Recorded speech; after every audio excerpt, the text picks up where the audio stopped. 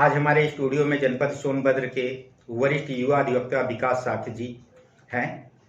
विकास जी नमस्कार। धन्यवाद। आज जनपद में काफी मुद्दों को आप गंभीरता से उठाते हैं जो लोगों के लिए एक उत्साह और साहस का बल मिलता है। आज जनपद सोनभद्र में प्रदूषण और फ्लोराइड की गंभीर समस्या है। इस पर आप अभी तक क्या और किस तरह से कार्य कर रहे हैं ताकि जनपद की जनता को राहत मिल सके?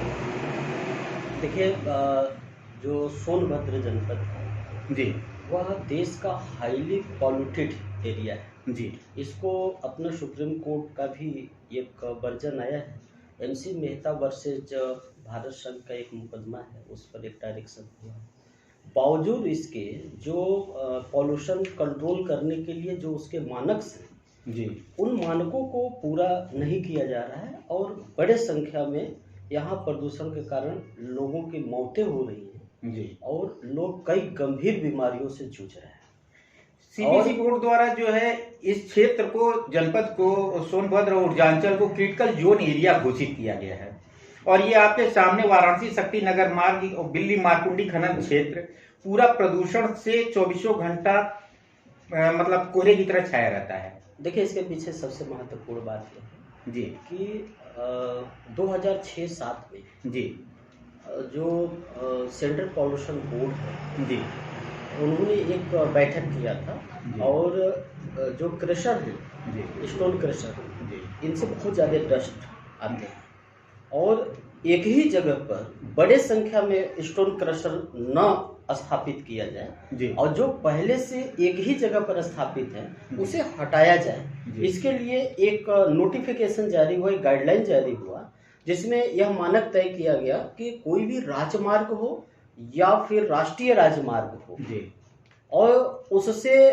500 मीटर के डिस्टेंस पर क्रशर स्थापित होंगे जी, और कोई भी आबादी, मंदिर, विद्यालय या कोई इस तरह का महत्वपूर्ण जो पब्लिक प्लेस होंगे उससे 1 किलोमीटर की दूरी पर जी क्रशर स्थापित होंगे। जी, आप कह रहे हैं 1 किलोमीटर की दूरी पे स्थापित के लिए, लेकिन यहाँ तो 500 मीटर पे जो है मंत्री जी का आवास है, बच्चों का विद्यालय है, भव्य मंदिर है, हजारों लोग यहाँ रहते हैं।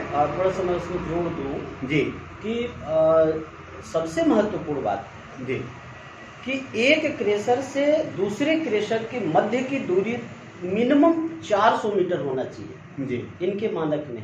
जी, आप जहां बात करते हैं यहाँ तो जो आपके स्टेट हाईवे हैं या जो आवागमन के जो रास्ते हैं वो दिन में ही कोहरे की तरह पूरे माहौल छा जाते हैं, गाड़ियों की हेडलाइट जलानी पड़ती है, इतनी ज़्यादा पॉल्यूशन है, एयर पॉल्यूशन है और इसके अलावा साउंड पॉल्यूशन भी है।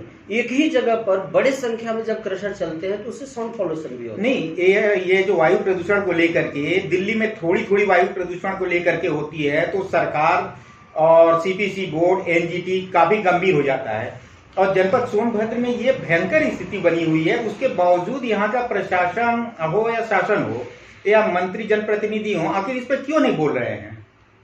देखिए, दिल्ली की बात कुछ और है और सोनभद्र की बात कुछ और है। और दिल्ली में सारे VIPs रहते हैं, दिल्ली में देश के सर्वोपरि जस्टिस रहते हैं और बड़े बड़े इंडस्ट्रीज वहाँ पर उनका निवास है। तो इस देश में जो कानून है वो दोहरे मापदंड का है, VIP लोगों के लिए अलग ट्रीटमेंट है और गरीबों के लिए अलग। और Sonbhadra basically tribals peoples area है और यहाँ पर लोगों के सीधे सीधे उनके जान के साथ खिलवाड़ किया जा रहा है और जिन मंत्री जी की बात आप कर रहे हैं वो भी ट्राइबल्स कम्युनिटी से ही आते हैं। लेकिन अब मंत्री जी इससे पहले जब वो विधायक नहीं थे तो वो खुद ही इन खनन के खेल में शामिल थे, आज विधायक हो गए।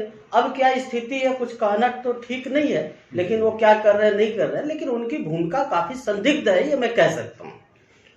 नहीं तो ये जो इस प्रदूषण को लेके आप लोगों द्वारा जो जनहित मुद्दे लेकर के काफी उठाया जाता है जनपद में, तो इस प्रदूषण के मुद्दे पे आपकी संस्था या आपके द्वारा क्या कोई पिटीशन भी दायर किया गया है NGT में? देखिए, बहुत जल्दी जो क्रशर्स के जो नए गाइडलाइन है उसके मुताबिक क्रेशर को डिमोलिश किया जाए और अदर जगह पर उन्हें स्थापित कराया जाए। और इस तरह के जो पॉल्यूशन है उसे रोकने के लिए जो क्रशर के मानक हैं कि स्टोन क्रशर के बाउंड्रीज होनी चाहिए, जहाँ से पॉल्यूशन क्रॉस न कर सके, वो सीधा ऊपर चला जाए। उनके अंदर पॉल्यूशन को रोकने के लिए हरियाली पट्टी विकसित किया जाए, पेड़ लगाया जाए जिससे पॉल्यूशन को कंट्रोल किया जा सके। और कंटिन्यू पानी का छिड़काव हो जिससे ज़्यादा पॉल्यूशन को रोका जा सके और उसे फैलने पर नियंत्रित किया जाए। प्रदूषण को रोकने हेतु जो है प्रशासन द्वारा डेली जो है रोजाना प्रेस विज्ञप्ति जारी करती है, गाइडलाइन जारी करती है, सूचना जारी करती है कि अगर आप नियम का पालन नहीं करते हैं तो आपको सीज कर दिया जाएगा। मैं कह रहा हूं कि प्रशासन खुलेआम नियमों की धज्जी उड़ाते हुए यहाँ क्रेशर चलवा रही है और जो वह बात कहती है, गाइडलाइन जारी करने की बात कहती है, वो सिर्फ और सिर्फ दिखावा और छलावे के अलावा जिला प्रशासन का कोई स्टेटमेंट नहीं। तो वर्तमान में तो इस क्षेत्र में भयंकर रोग फैल रहे हैं और उधर बगल में जो है आपका फ्लोराइड में भी जो है काफी पानी में भी जो दिक्कत हो रही है। देखिए यहाँ बड़े संख्या में लोग टीबी के मरीज हैं जी, और एक बीमारी होती है जिस पर कभी सोनभद्र में चर्चा होती ही नहीं है जी, वो है सिलिकोसिस जी, सिलिकोसिस जो पत्थर से डस्ट से निकलता है, जो डस्ट से उसके फेफड़े के अंदर जाता है, वो जाम हो जाता है और वह जब खांसता है तो सूखी खांसी आती है और वह जब टीबी टेस्ट कराएंगे तो टीबी का टेस्ट नेगेटिव आएगा जी, तो उसके फेफड़े के अंदर स्टोन के डस्ट है वो पूरे भर गए हैं। तो आप अभी जो रिसेंटली जो स्थिति है जनपद सोनभद्र का, आप देखिएगा कि बड़े तादाद में लोग कैंसर से मरेंगे आने वाले 5 से 10 साल के अंदर अगर इस पॉल्यूशन को कंट्रोल नहीं किया गया तो बड़े विभत्स स्थिति होने की। इसको लेकर के अभी हम एनजीटी में हम गए हैं, वहाँ बातचीत मेरी हुई है, हमने सरकार को मेमोरेंडम भेजा है, पिटीशन भेजा है कि जो क्रशर के जो गाइडलाइन है उस गाइडलाइन को आप फॉलो कराइए और एक ही जगह पर आबादी के पास, हाईवे के पास और आम जो रास्ते हैं और विद्यालय हैं। आपको मैं बताऊं सोनभद्र में जो क्रेशर फील्ड है वहां पर ऐसे भी विद्यालय हैं कि विद्यालय से बिल्कुल सटा हुआ क्रेशर है, जबकि मानक 1 किलोमीटर है, वो सरकारी विद्यालय है और उस क्रेशर की भस्सी विद्यालय के बाउंड्री में आकर के गिरती है। ये स्थिति है यहाँ पर और जिला प्रशासन कहती है कि मानक पूरा कराएंगे, उनको दिख नहीं रहा ये चीजें। तो ये सब दिखावा है, हकीकत कुछ और है। ये खुलेआम यहाँ पर ये खेल चल रहा है और उस खेल में यहाँ का प्रशासन भी शामिल है। नहीं, प्रशासन शामिल है और पूरे क्षेत्र की जनता बार बार कहती है कि हम लोग जो है प्रशासन से, प्रदूषण अधिकारी से, सीबीसी बोर्ड से इनको हम लोग शिकायत करते हैं, लेटर भी भेजते हैं तो भी आती है और फॉर्मेलिटी पूरी करके चली जाती है। तो इसको कैसे रोका जाए ताकि क्षेत्र की जनता स्वच्छ वातावरण में अपने परिवार बच्चों के साथ रह सके?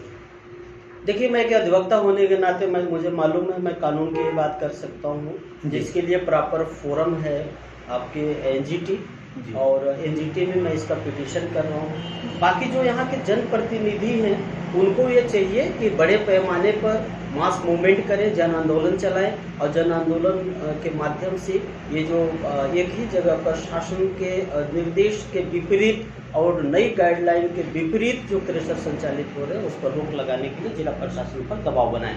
धन्यवाद। आज हमारे स्टूडियो में विकास जी आए। अगले की कड़ी में फिर हम मिलते हैं। धन्यवाद।